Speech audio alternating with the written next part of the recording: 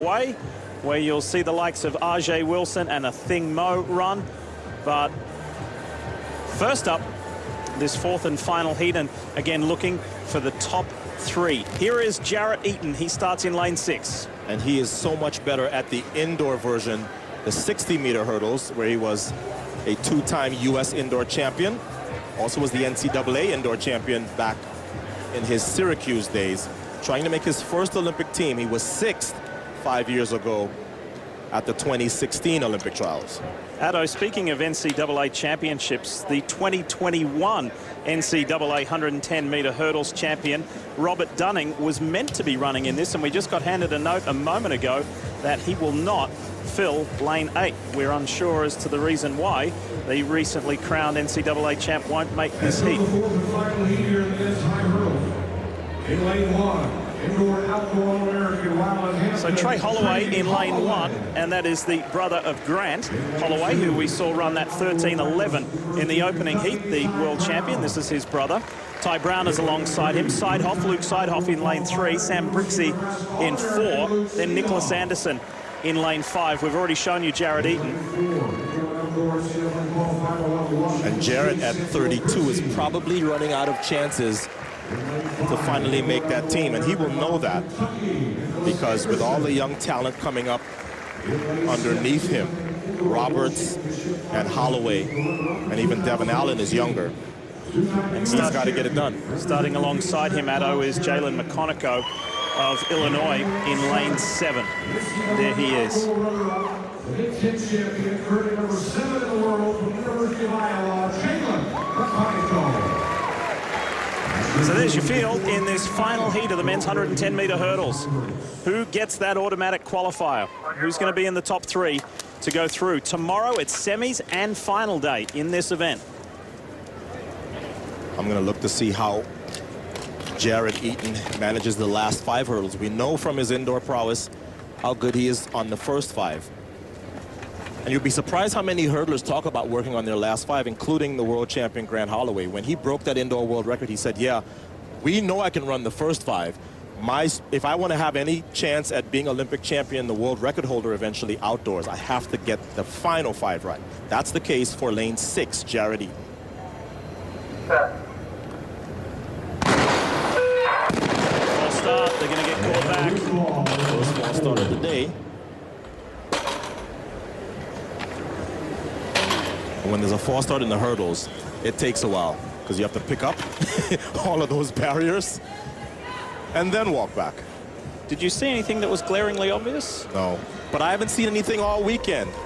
Well, we had a lot in the first 4 days of competition, didn't Right. we? Anything from the sprints to the distance events, strangely enough. Let's have another look. There's another look.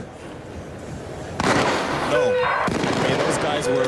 But remember, those pads are pressure sensitive. We're going to look at Trey Holloway 092. But we are shown a green flag, which means there is no false start charge. You see that 092 at the top there? If the reaction time by any athlete to the sound of the gun is quicker than 0.1 of a second, there is grounds for them to be disqualified. But I really thought that everybody was holding still there, but it may be, and I've said this week, that the starter heard that tone in his ear. And some starters will ignore it if they didn't see it visually.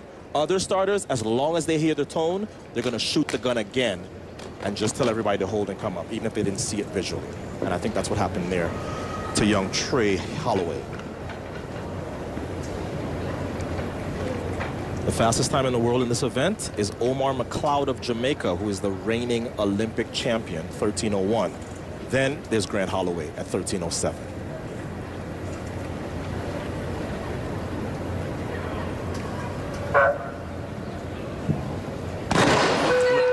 And again. You know what? I think it's Holloway again. He's not holding steady at set. Now I'm looking at him, and he's just not. We'll see in the replay. Does he know something that we don't know? It looks like it.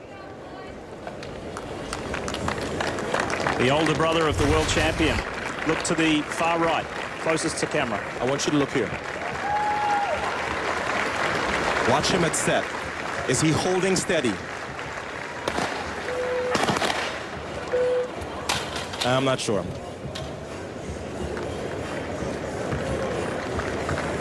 See, he's dropping back down, so he's coming up for set, and then down. And mind you, there are a lot of athletes that do that, but if you are registering pressure on that block, every single time the starter is going to hear that tone in his ear saying somebody is moving before a 1/10 of a second. So is it a green flag or a green card? You see? Yep. So now they're being told, gentlemen, come up and hold steady at set. They don't want to have to disqualify anybody, but they will. If your knees are moving at set, you're not holding steadily. You don't expect to see this at the Olympic trials. These guys are supposed to know better. You got to come up when you hear the set command and hold perfectly still. Those blocks are wired for pressure, and they will tell on you. All right, third time lucky. Here we go. Final heat of the men's 110 hurdles. Again. Somebody has to go this time. Well,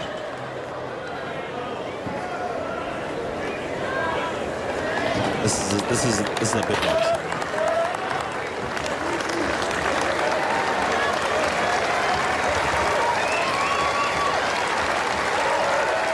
I wonder if they're going to reveal just who is setting off this alarm. Is it somebody else now that's doing it? You see the green flag up, so let's take a look again, see if we can see anybody moving again. Doesn't seem to be anybody moving any more than anybody else.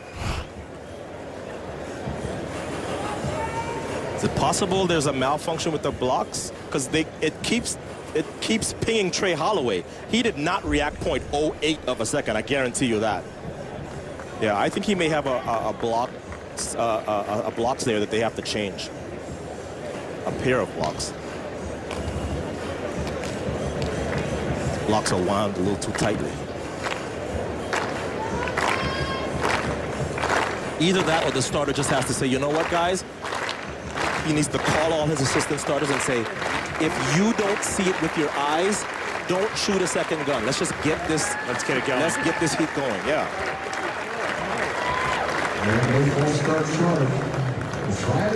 This is 3 times now with no false start charged, but with lane 1 giving a reading that's way below the threshold. So at this point, I think the technology is getting in the way. Everybody needs to just watch these gentlemen. If you don't see it with your eyes, do not shoot a second gun. Simple as that. Remember, this is also a heat. It's not like, you know, it's a final and everything's riding on this.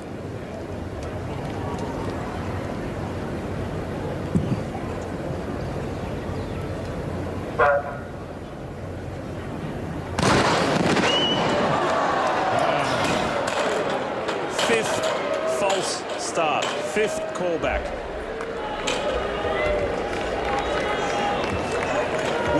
What is this now doing to these athletes? Oh, this is, I have lived through this. Paris 2003, I'll never forget it. It probably took us 15 starts to get going. It drains you because now you've pushed out of the blocks 4 or 5 times and it's hot. It's over 90 degrees here in Eugene. Poor Trey Holloway is like, oh my gosh. I'm from Florida, but even this is ridiculous. He's actually from Virginia.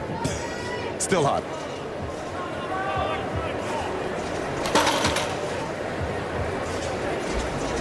The technology is getting in the way of good sense. Here's another look. Look at lane 2. No, everybody's, that's who I had my eye on. Everybody seems to be okay. But we've had 3 other heats in the men's 110. Flawless. Flawless. Why here, why now? Meanwhile, the women's 800 that's waiting to come up. They're like, oh, come on. You're getting into our time now.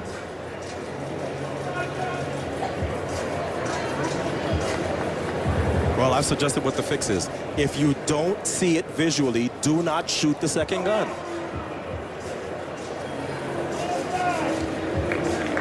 So we're hearing now that lane 4, Sam Brixey is out. Yep. They finally got somebody. 23-year-old from Boise, Idaho. He is not happy. I wouldn't be either. So let's take a look at Brixey here.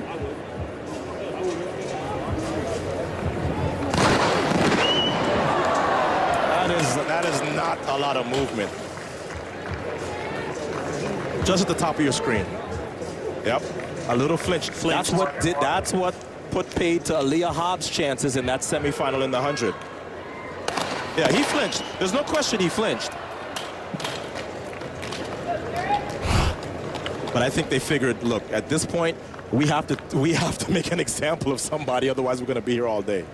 So tough break for Brixey. He was 5th at the Pac-12 championships, but his trials are over.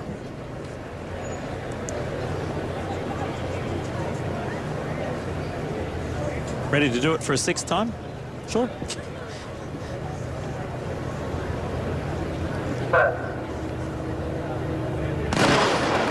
Finally, a clean start in the final heat of the men's 110 hurdles. Out wide, Jalen McConaughey is leading Jarrett Eden. Eden's now coming on in that white top, but it's McConaughey, Eden, and on the inside, Ty Brown.